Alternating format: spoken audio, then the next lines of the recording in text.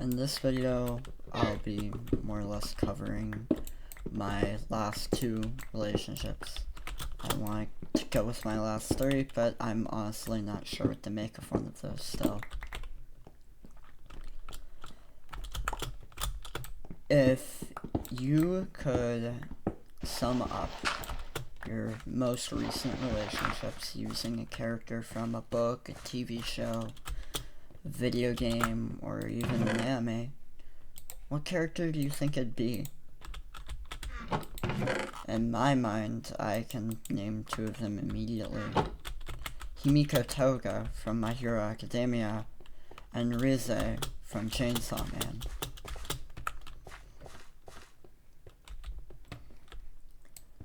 My last two relationships were with girls that we'll just call K and B. With K, everything was fine for the most part at the start. We dated relatively as soon as I graduated from high school. She had gotten to have a relationship with one of my friends, and yes, I know how bad that sounds. You dated the ex of one of your friends? What's wrong with you? Let's be honest. Almost any guy has thought about doing it at some point or another. And those are the reasons, typically, that those guys aren't our friends anymore. Because we chose that path that led to them leaving us. Instead of having our friend's side, we instead had the sense of love, and that we needed to be with that person that showed them so much.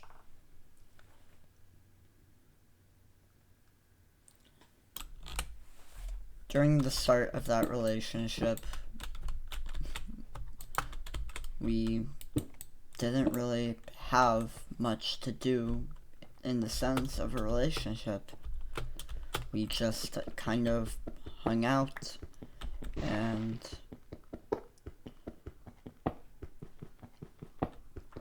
that was it mainly. Even in the sense of, oh, surely you kissed, surely you got up to in some way, right? And the answer to that is no. I was scared of more or less kissing, and for a long while actually. After I didn't really know how to love again.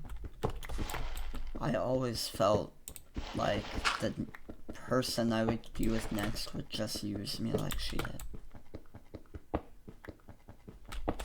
And that's why I didn't want to kiss, I didn't want to do anything, because of all the bad experiences I'd had prior to that point already. I'd had people only use me for sex and their pleasures, and personally, I didn't like it. So when it came to Kay, we didn't do anything. We were together for 1 month, and if you're wondering why I'm including this, it's because that wasn't the end for either of us.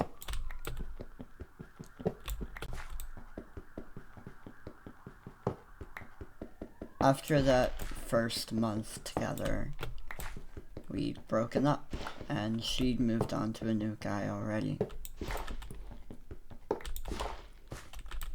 I later found out the reason that she broke up with me originally wasn't because I wasn't giving her enough interaction. It was a guy had abused her recently, and she didn't feel okay enough to love. Which I understood completely, because at that point, I didn't really either.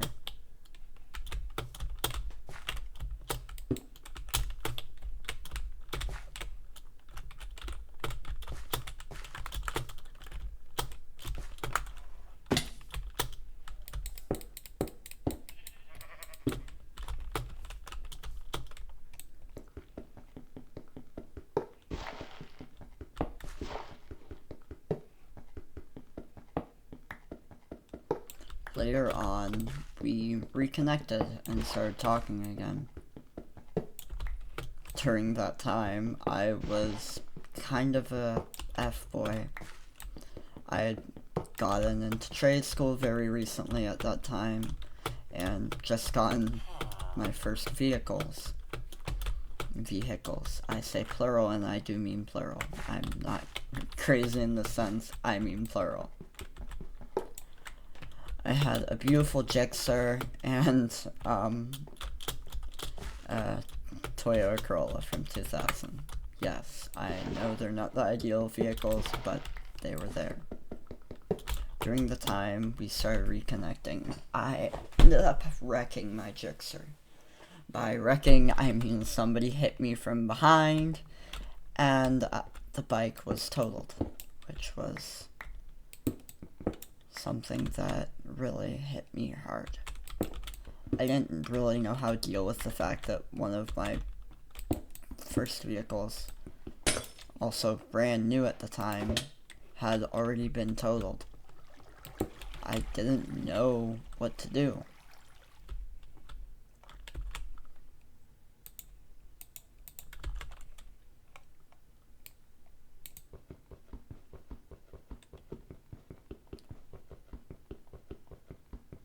So, when she came back and we started talking again, the first thing on my mind was, yeah, I just lost my motorcycle.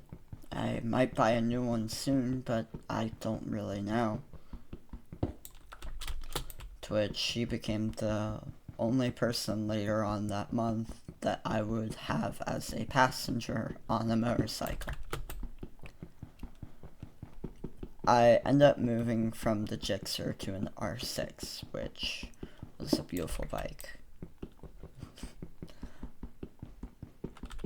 When she became my passenger on my R6, she ended up changing one of her profile pictures to "I love Yamahas," which actually made me laugh a bit. She was still that same sweet girl from high school, only she had a lot of trauma carrying with her. So when she eventually distanced herself from me that month again, I wasn't really surprised. It turned out I was still pretty close friends with one of the two guys who'd abused her. And still friends with her ex-boyfriend as well, which I'm sure did not help the matter. I would slowly start to cut ties with her ex. Not because he'd done anything to wrong me, but just because I wanted her that much, that I would cut away all of my friends for her. When she came back for the third time, she was in a relationship. And my mindset was not okay at that time. Switching away, I had stopped owning the R6, and instead bought one of my dream bikes, a Yamaha R1, which, I know what you're thinking, kind of a downgrade from an R6, but okay. I'd also started at the time owning another one of my dream bikes, which was the Kawasaki Ninja 500. Beautiful bike.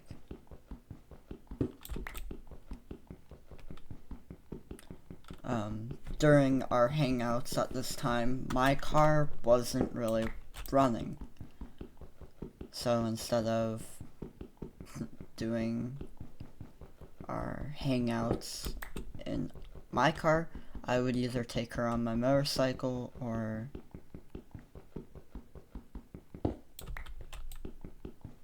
I took her on my motorcycle once during that time. Typically, I would have a friend or family member become our ride.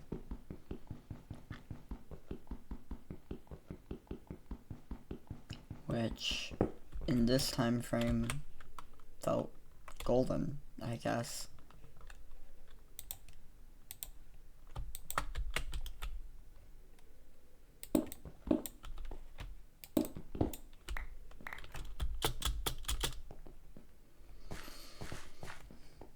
to me, it was just us being able to have some alone time and get to know each other again. To her, it was a plan that I didn't know about. She didn't want to date the guy she was with, but he kept threatening to unexist if she left. So she came up with the perfect plan. Cheat on him so that he'll leave. But she didn't really have any of her friends who'd be willing to do that to get rid of her boyfriend. So while she was talking to me, she simply changed it up a bit. She would flirt with me and not really. She would flirt with me like she meant it.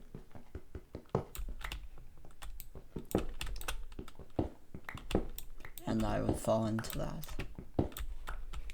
At that point in time, I thought, finally, this girl is finally liking me, like she did originally. To my shock, instead, it had ended up being she wanted me to get close enough to her to the point where she was able to, for lack of better words, use me to get back at her boyfriend so that he would leave her. And he did.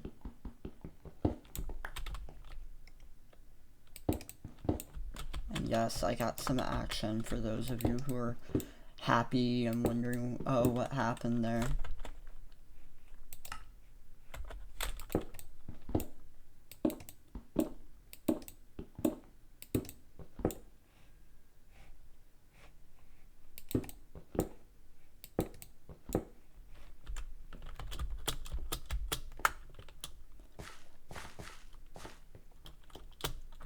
Not the full couple basis, but enough. That night, she would ghost me again, saying that she had some things she had to finish with her boyfriend.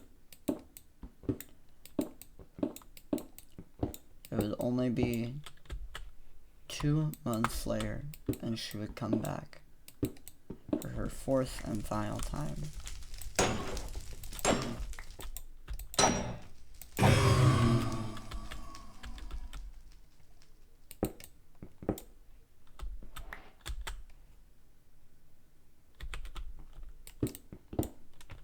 This fourth and final time, we would hang out and she would explain as to why she had left.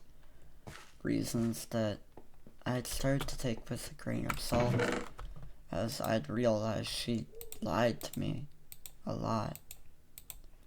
And those lies weren't just simple little things that I could brush off. They were things that had hurt.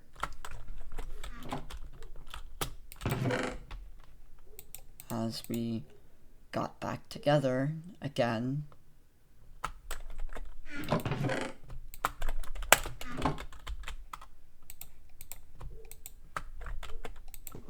she finally explained that she loved me. Words I'd been waiting to hear forever, since the first time.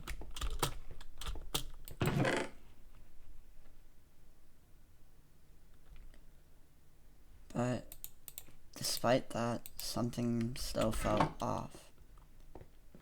I wasn't sure what, but I just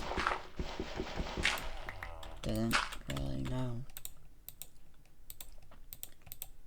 Into our relationship, she would make funny jokes, and I, being a gentleman, would buy her things when she can afford it. Which, in fairness, I probably shouldn't have. into this relationship as well, she would explain to me that she was hypersexual. Something that I wasn't sure I could take into with the fact that I already didn't like sex. But whether I want to or not, she guided me into it.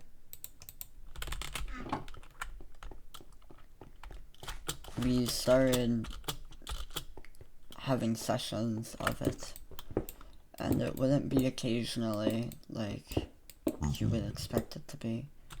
It was almost every day after a point. And for my body that, on one hand, wasn't stable enough for sex most of the time,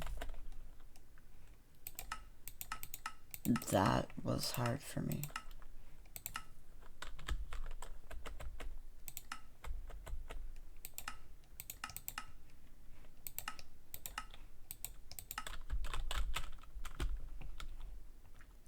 This girl that I'd wanted, that I'd loved,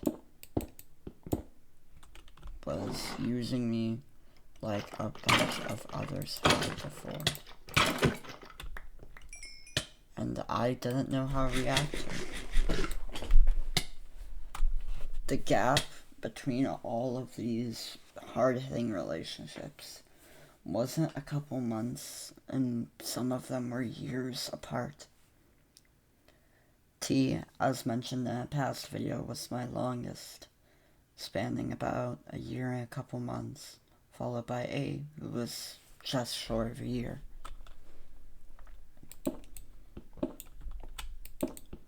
The reason I started calling her Himiko Toga was she was extremely obsessive. And not just a bit obsessive. She was obsessive to the point where she would hurt me during sex.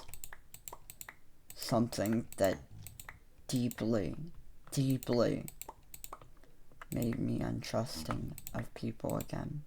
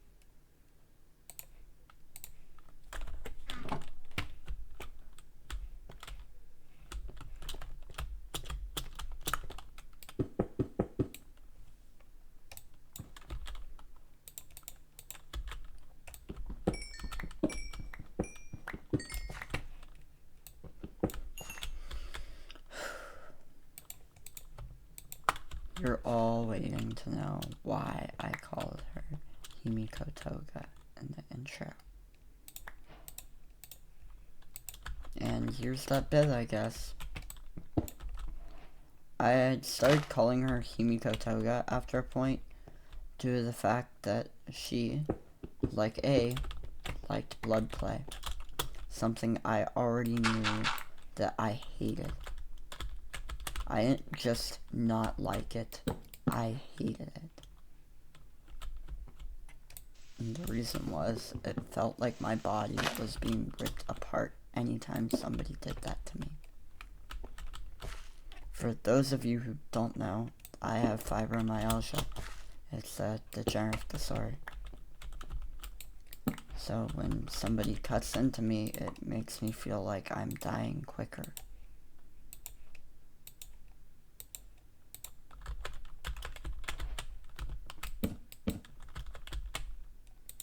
It makes me scared more than anything.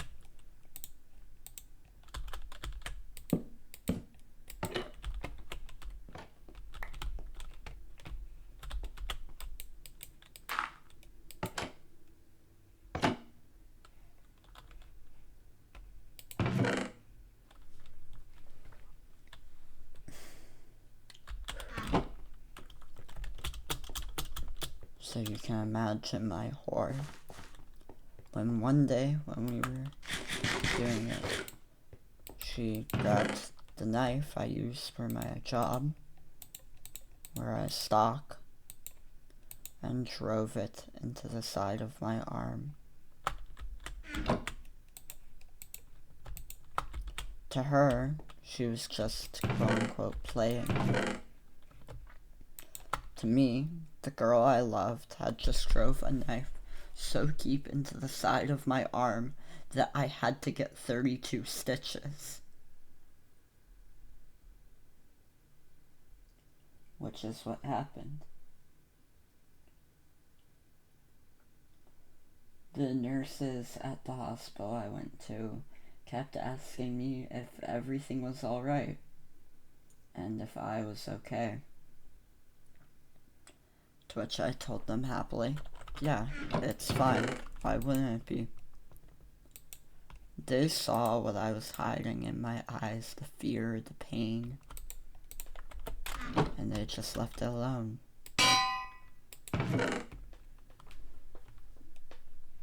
What could they do? There's nothing you can really say when somebody is being abused, but your doctors, you can't really do anything about it if the patient says they're fine, right?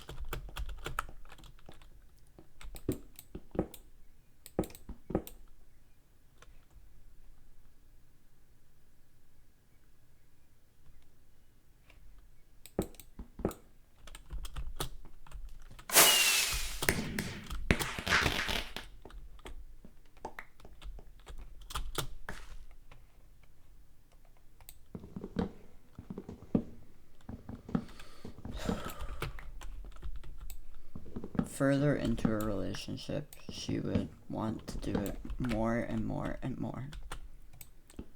To eventually it got to the point where I told her, hey, I'm not comfortable with this anymore.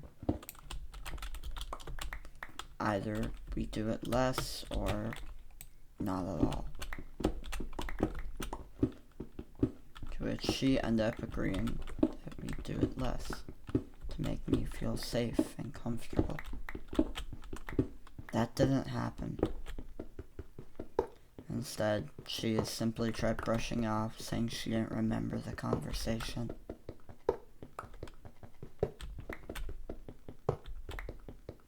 And then anytime I'd mention it up to her again, saying I didn't want to, she'd just tell me it was too bad, and that I really did.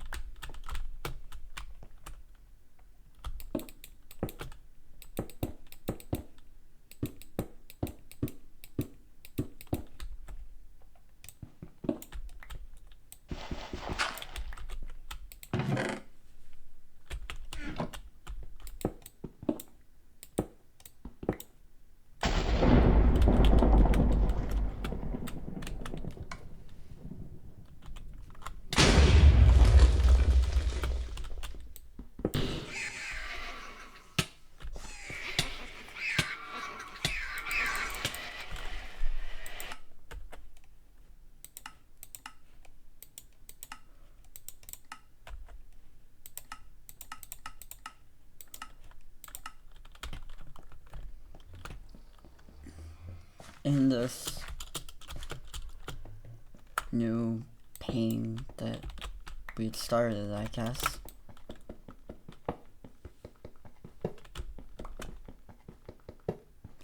I wasn't sure what to do often. So I had to clear my head. I would get on my motorcycle and go as fast as I could, hoping that the adrenaline would take away all the fear. The fear of her leaving, the fear of her hurting me, the fear of her abusing me, the fear of her completely using me, the fear of her stabbing me again. I hoped it would all go away.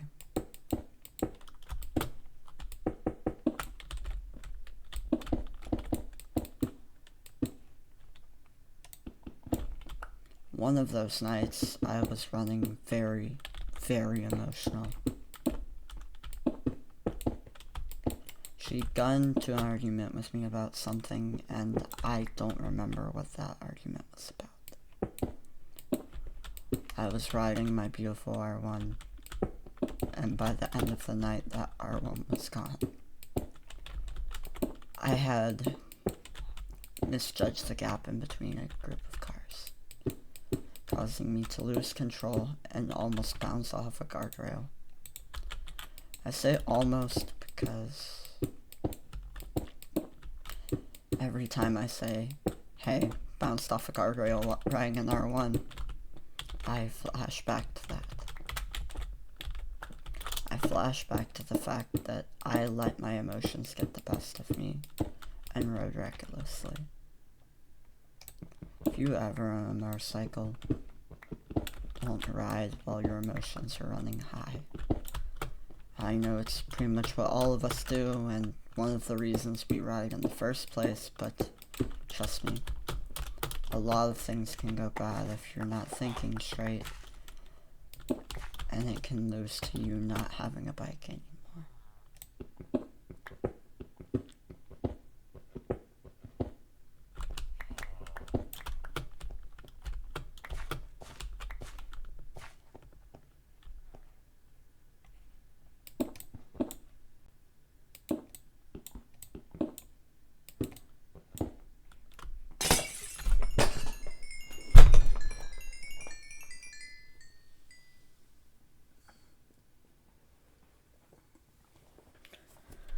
After I crashed, my friends Dion and Donnie would try and gather up the scraps of what was left of my bike and put on a trailer. All they could really do.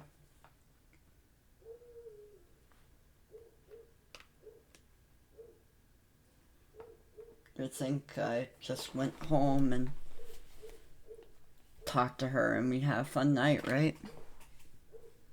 That would be as far from the truth as it could get. My phone had become so mangled that I couldn't even use it anymore. So instead, I called her from my best friend at the time, Louie's phone. She picked up and asked me where I was. I should have been meeting her that night, but instead, I had to go to the hospital because I had broken one of my ribs and hit the side of that guardrail so hard that my helmet was thrown off of me. My helmet, laying on the ground about 50 feet away, cracked straight down the visor as I tried to talk to her with a concussion. She asked me, "Where are you? You were supposed to be here." I explained the situation to her and told her that Louie would take me to the hospital, and if they medically cleared me, then to her. Her words from that night still haunt me every time I go for a ride, and every time I've crashed after. The words that nobody should have to hear from their partner.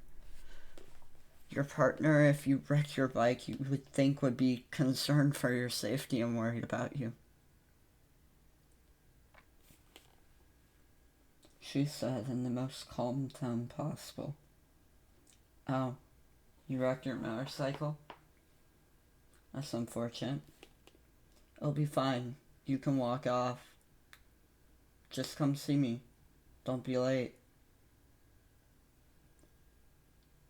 I could barely stand up at the time, and hearing her say, "You'll be fine, you can walk it off," hurt. In that moment, I knew I'd stopped loving her. She knew I was hurt. She knew I could have died that night, and instead of caring or being worried, she was just mad that I was late. I didn't get to see her that night either. The hospital did not discharge me until a day later because of how severe my rib was. They thought I could have internal bleeding. I didn't, luckily, but my body was so messed up from that. I still have a limp on my leg from where my leg was caught between my exhaust and the frame of my bike. It's just a great feeling to have your exhaust scorching you.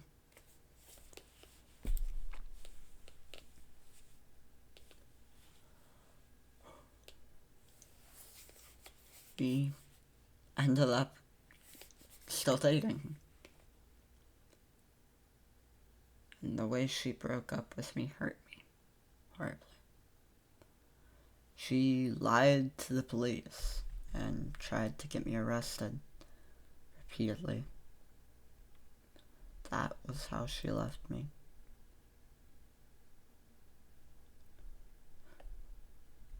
That's why in my friend group, she's referred to as Toka. She was unpredictable and still is today. People that she knew and still, every time they see me, they're like, "Oh, you're stalking her or something. I know it." But the truth is, I don't want to be anywhere near her. I want to be as far away from her as possible because she hurt me in that relationship. And she still scares me.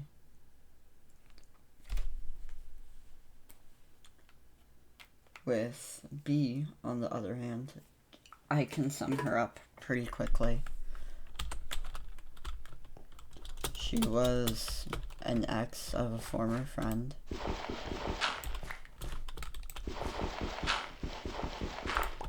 And I'd loved her for a good while.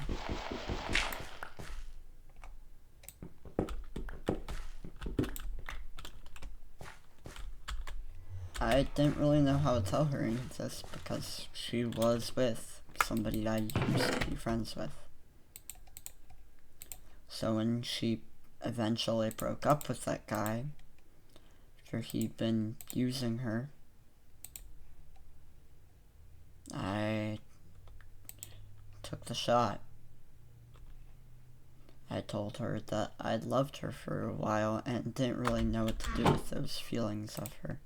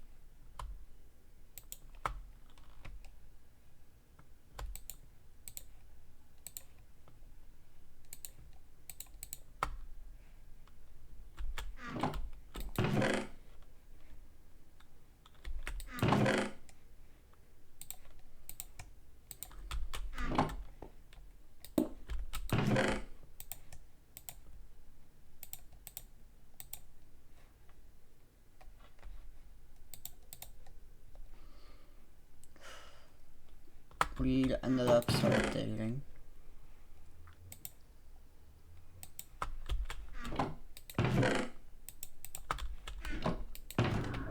And we dated for about the span of a month. At the end of that time span, she broke up with me.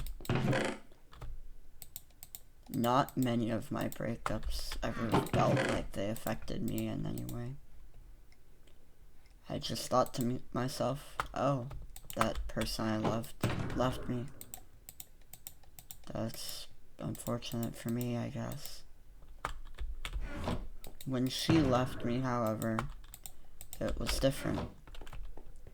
I felt like I wasn't enough because one day I had this beautiful girl telling me that she didn't know what she did to get me, but she would do 1,000 times over to keep me. And then the next day, she blocked me on everything. told people that she'd never loved me, that she'd just been using me and leading me on.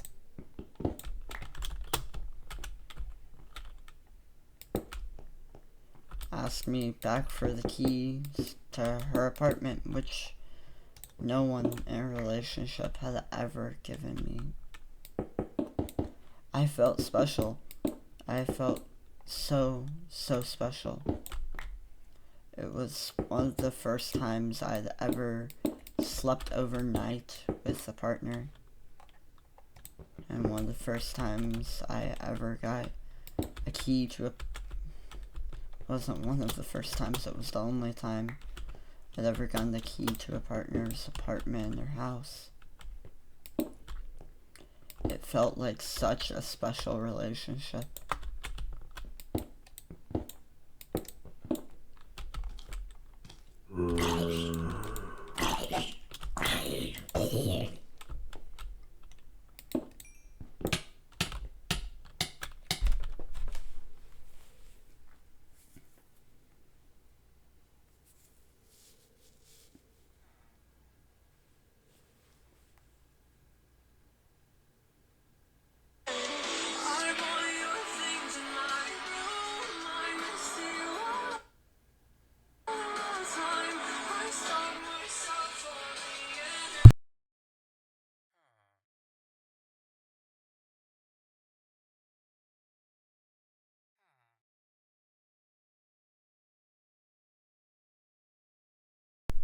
I'm sorry, I don't know why that started playing.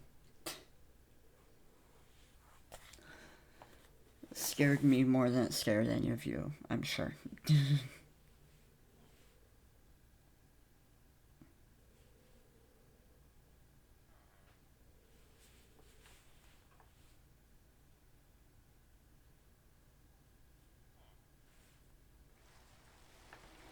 During the time I dated her, I said to myself, I'll start being better. I stopped riding my motorcycle completely at the time because every time I did, she was scared I would crash, which was a reasonable fear.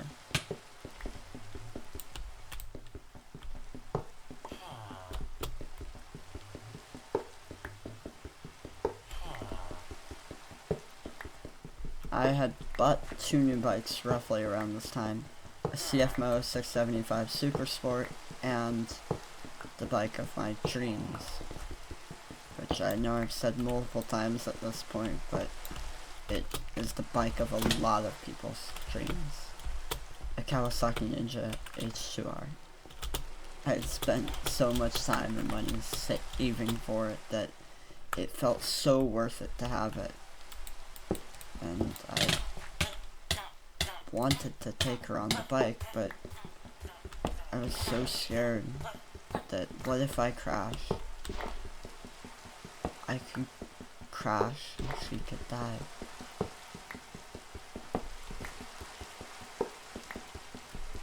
And that feeling hurt.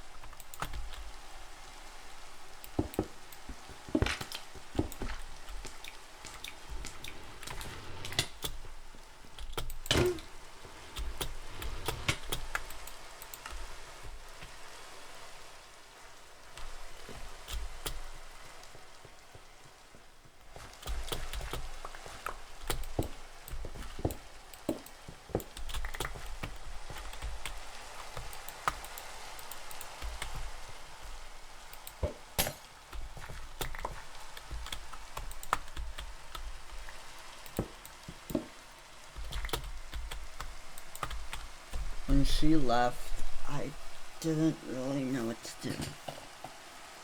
I felt empty and hollow. And to make things more weird to me, she went back to the guy who was abusing her. my mind went into these thoughts. People ask me if I need help, and I would say no. They'd tell me they lied to me, I would say I knew. They asked me if I wanted to talk about anything and tell me that they were worried about me. I'd say, I'm fine, thanks, don't be. I would start lying to people about how I was feeling. People would ask me if I'd eaten that day, and my response was always, yep, a good bit. I'm fine. When in reality, I'd had nothing more than the Monster or Red Bull or maybe even some Gamer Subs or Dubby. I stuck exclusively to drinks and the most low-calorie stuff I could find. People would say, I don't like you, and my simple response at that point had been, join the party. I don't either. People would tell me I wasn't doing good enough, and I would say, yeah, I know, I haven't been. People would tell me they'd talked bad about me, or they'd lied about me, or they'd spread rumors about me, and my simple answer was, I know, that's fine. People I dated would say, I replaced you, I ignored you, and all I had to say was, I know, how good. They would say, you look tired, you should get some rest. All I could say was, I am. And then they would say, hey man, are you okay? All I could say was, yep, we're putting on the fakest smile you've ever seen.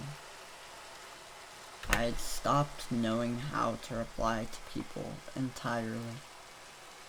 I didn't know what to do most of the time because I felt like I wasn't enough. I never feel like I'm enough. I'd started posting more on my bike account. Posting things like, date idea, you hold me tight in your arms as I bleed out and you beg me to be okay. Or more depressing things like me just taking a ride on my motorcycle and wondering where the road will take me in the middle of the night. To posting things on my main account like, you don't know how much you were saving my life. Or something someone said that broke you. Which in my mind was exactly what she said to me. I liked you, I cared about you, but not enough to make this work. A sentence that truly shattered me.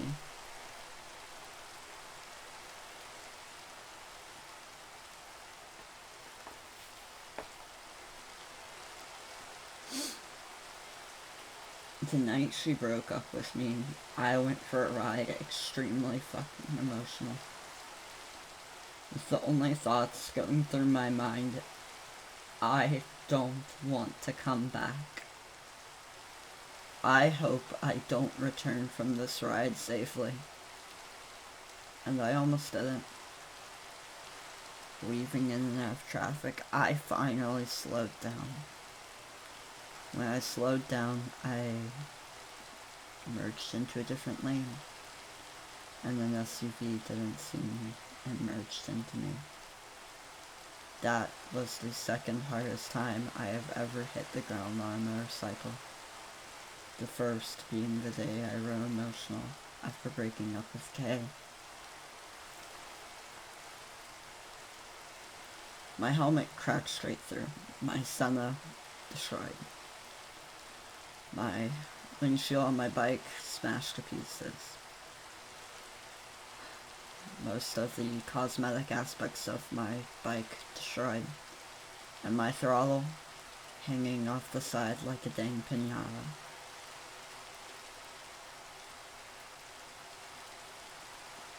But I survived. From all of these experiences, I survived. I am not going to stop trying to find love because love is all I really want. Not for sexual reasons, not for using another person, for love. I want to grow old with somebody. I want to marry somebody. I want to have kids and maybe even grandkids at some point with somebody. I just want to find somebody who loves me as much as I love them too. So you have to understand that no matter what happens, I will keep trying to find love again. I will keep surviving to find love. Because love isn't easy. It's hard.